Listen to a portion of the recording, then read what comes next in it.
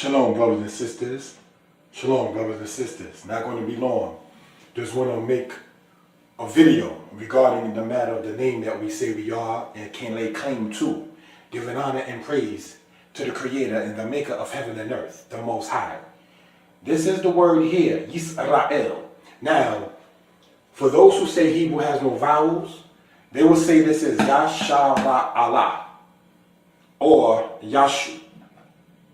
Ra'al or Yasharal.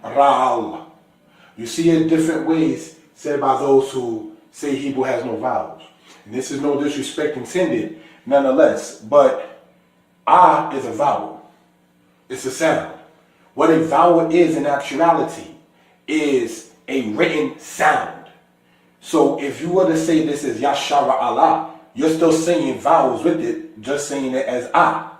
Alright, so we just want to point that out. Now, next thing to point out with this, brothers and sisters, when we're seeing Israel, this is the Yod, with the Kirik, the Sin, the Shawar, the Resh with the Kwamat, and the Lamed with the Zareh. Now, let's look at this very carefully. This Yod that you see right here, right, making a Y sound, alright, serves as a prefix. So if you were to just say this here, the Sin and the Resh, right? It comes from the root word Sarah. The word Sarah in Hebrew means to contend. Alright? So we want to point that out for reference purposes. So now this Yod serves as the third person, the third person masculine, singular, future tense. Why do we want to point out, brothers and sisters, the aspect of it saying in future tense is this? Because this word here, El, right? It comes from the root word ayil. The word ayil, brothers and sisters, means to have power or to be mighty or to have strength. So that's something we want to point out in that particular regard. So what are we saying, brothers and sisters, in this particular case? Is this Yod, all right, serving as a prefix, showing the future tense of this root word here, meaning as stated to contend. And this one here, El, translated loosely by saying God, speaking of the Creator. Yisrael would mean, brothers and sisters, El, the Creator, will contend. That's what that means in that particular case. So many times brothers and sisters would say that Yisrael means Prince of the Power. In spirituality, perhaps. But if you want to talk about the aspect of literal meaning, or if you want to talk about the aspect of linguistics, as opposed to just spiritual aspect on why Jacob was given that name, this is what we want to point out in that particular case. Now, as stated, this is not going to be long. Just wanted to point this out for reason and purposes and so forth and so on. All right. We want to emphasize, as been pointed out in other videos, that Yisrael is not from Isis, Ra, and El.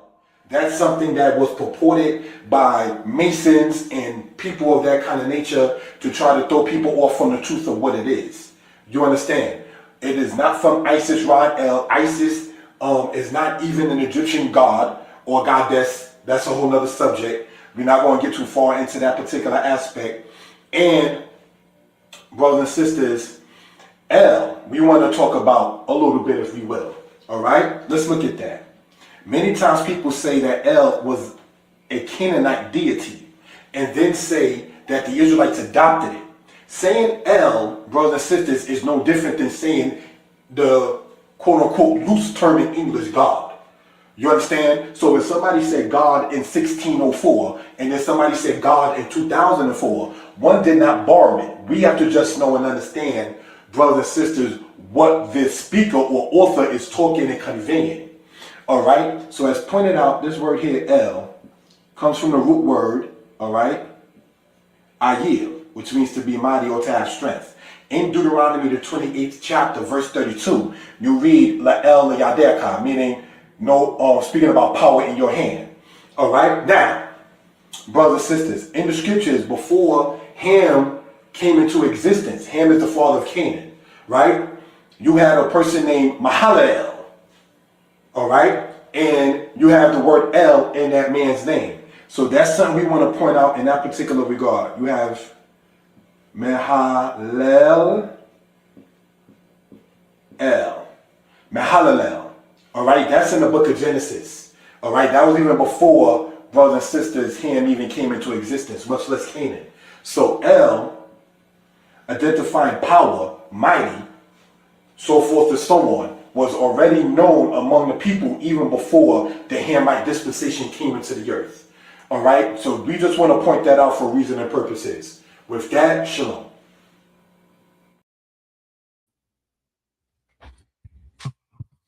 Shalom, brothers and sisters. Shalom. Giving honor and praise unto the Most High, the Creator, the Maker of heaven and earth. If I can be heard well and people are in good spirits, please press the number 4. If I can be heard well and people are in good spirits, please press the number 4. All right? Let me know how the audio sound is and so forth. Thank you for that, family. In this short presentation, brothers and sisters, we are going to deal with the matter of a newly released book. Brothers and sisters, the name of the book is called Hebrew for Couples Remastered. All right? The book is over 70 pages. The link is in the description. If you follow it, it's on the platform. All right? So, again, we hope, we pray that everybody is well and will be better. Thank you for that, family. We are going to, brothers and sisters, with, say, the timing allotted here, get into this presentation. Asking you to comment, like, share, and subscribe. Thank you, family. This should pull up right here in this particular case.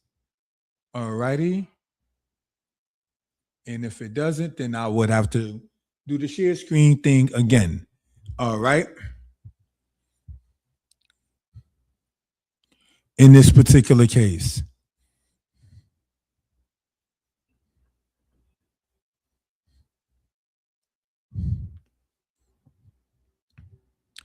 All righty. Now, again, hoping and praying everybody as well will be better. Not sure how many people are in the chat now. But again, if I can be heard well and people are in good spirits, please sit there and press the number 4. All right. Thank you for that, family. Let us get into this here. Danitepublications.com. This should be able to be seen now. Cool. The new book is out, Hebrew for Couples Remastered. In this 12 chapters, we hope that you all will learn, like, and share. The link of the book is in the description, and we here can be reached at 908-587-4841. Just for those who may care to know, brothers and sisters, while we promote and push Hebrew, and when I say push, I mean not down one's throat, but rather for those who are interested, right? We will say 908 as Tisha FS Shimona 587 Kamesha Shimona Sheba 4841 Arba Shimona Arba Ekad. All right. So for those who are interested in that particular case, as pointed out in other presentations, we want to point out that Hebrew, brothers and sisters, when we get right down, say, into it, the highest number is Rababa, all right? Understood to mean 10,000. Thence you may see 10,000 times 10,000 stood before him. When you read in the book of Daniel, 10,000 times 10,000 gives you 100 million. But there is no Hebrew word for million because it comes to a point when greed does not need to be, all right? So these are just things to point out for reference purposes. All right. So again, the highest number in Hebrew is the word rababa, resh, bet, hey. All right. Now, on this number right here, 908-587-4841, you can reach out for matters of getting a personalized Hebrew class. The only thing you would have to have is the Hebrew is Easy Volume 1 through 6 book. If you need information on such, again, you can call or reach me, WhatsApp or text or regular call at the number there, 908-587-4841. All right? Thank you for that in that particular case. This is not, brothers and sisters, going to be long. Danitepublications.com. My email is like a 2 Y's, ISRAEL, the number 22 at yahoo.com. All right? YYISRAEL 22 at yahoo.com. This book is available for those who want it. It is on Amazon.com and the price is $10. The book is over 70 pages. It's the largest Hebrew book written that I wrote. Introduction, page 1, the table of contents. Chapter 1, explanation of the letters. Chapter 3, grammar and pronouns. Chapter 4, traveling and handling business. Chapter 5, family members and possession of. Chapter 6, S is not the plural in Hebrew. It's not spelled like that in there. That was just a typo in this. Apologize. Chapter 7, common expressions, nouns, and adjectives. Chapter 8, Genesis 6:19 and Genesis 7:2. Chapter 9, commonly used verbs conjugated in the first person past and present tense. Chapter 10, the matter with the word wash and the nephal stem. Chapter 11, the matter with the word speak and want. Chapter 12, the use of al. All right, so these are things, again, just to say, point out, if we will, for reference purposes. All righty, thank you for that. If there's any questions or comments, please feel free, again, to reach out to me, brothers and sisters. All right. And in looking at this, thank you for typing it. It really means a lot when people type in the number 4. It really does, believe it or not. And looking at it in that particular case. So pulling this back up again, all right? The matter of the word wash and the nephal stem, the matter of the word speak and want, the use of al, all right? Page 75, because again, as stated, there are over, in this particular book, brothers and sisters, over 70 pages, all right? So there's no typos in the table of contents itself. This is just when I was doing the PowerPoint here real quickly. Sorry about that, family. All right. So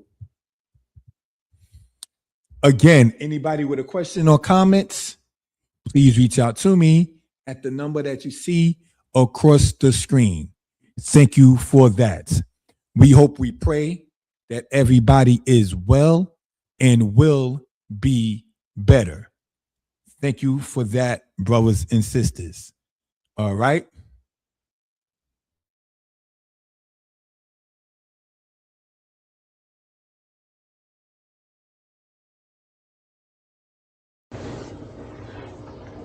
Shalom, shalom. Giving honor to the creator of heaven and earth. Want to go over this, not going to be long. Want to go over verb and noun. Let us look at this, brothers and sisters. We have the word here, hora or hore. Now, in this particular case, we're dealing with it as a verb. All right? Hore, in this case, in the Hefel stem, which in root means to teach. Okay. All right. So, then we have this word here, more. The word more means teacher. So what do we see so far? The verb and then the noun with the prefix of it with the mem there. This is a male teacher. Then we have this word here, and we can say it also as Hore.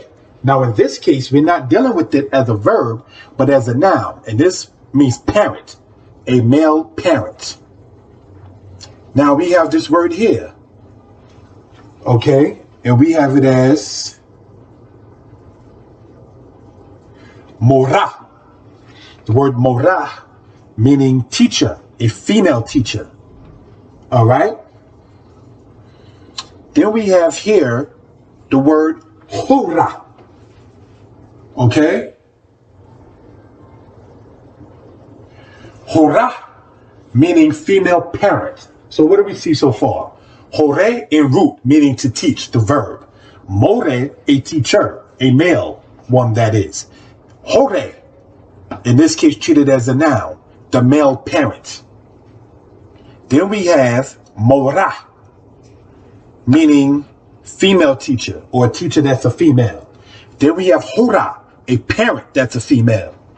And we have here the word Torah, generally said as law, but the word Torah really means teaching or instruction. For instance, when you read in the book of Proverbs, and it says, forsake not the teaching of thy mother, all right? Al tishkat Torat imerka. Forsake not the teaching of thy mother.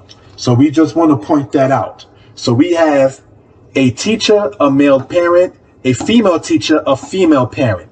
So what do we get out of this?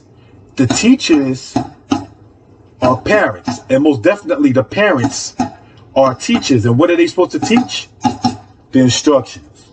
So just want to show how the Hebrew works in this particular case. All right, you can see that the O and the R sound is still there. The O and the R sound is still there. You may have a change with the mem or the tau or in root with the hey, but the general premise of the sound is still there.